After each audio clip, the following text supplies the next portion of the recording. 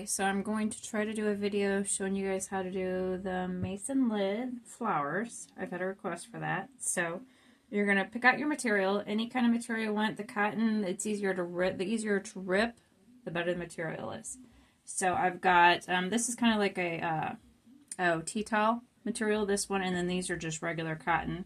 And you're going to measure them. You're going to want them 9 inches long and then an inch wide for your strips. And I usually just measure out, do a little slit, and then rip the material so it has the frayed edges on all of them. So I do that. And then you're going to take, I just order these off of Amazon. They're just regular mason jar lids, and all I'm using is this. I don't even use this. I'll use this for something else probably later on. But you're going to take your material. If it's two-sided, it's great. If not, you want to try to keep the raw side underneath. So you're going to fold it like this, like a loop. Take your mason jar lid like this. Put your material through, take your loop, and then pull it. And then just pull it through and pull it tight. And then make sure that you're facing the top part with your material. So you're going to do that. And then if you want to alternate your material, I'm kind of mixing this one up. So you're just going to alternate it. Doing different colors or do it all the same color, however you prefer. But you're going to do that, and you're going to go all the way around with your material. So I'll do a couple of those. I'm not going to make you sit here and watch me do all of them because it takes a little bit of time. So let's see, we'll do 3 of those.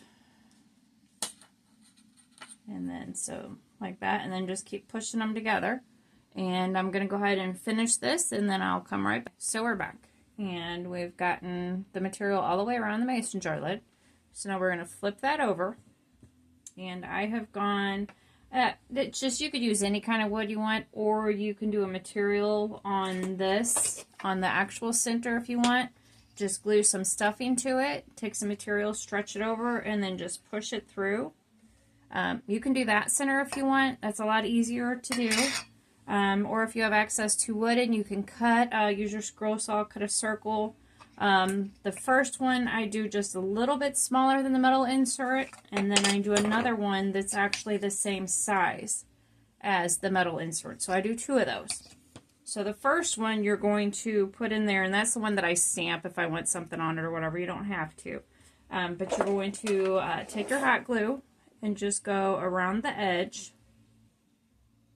Go all the way around without burning yourself, of course, if that's possible. Go all the way around the edge of that. And then you're going to put that inside and push it down as far as you can get it to go. And I got a piece of moss from earlier. Push that down, hold it in there for just a few minutes, let that hot glue set up. And then you're going to flip it over, and this is what you're going to have so far. So, I mean, you could leave it like that if you want. I kind of like everything finished off.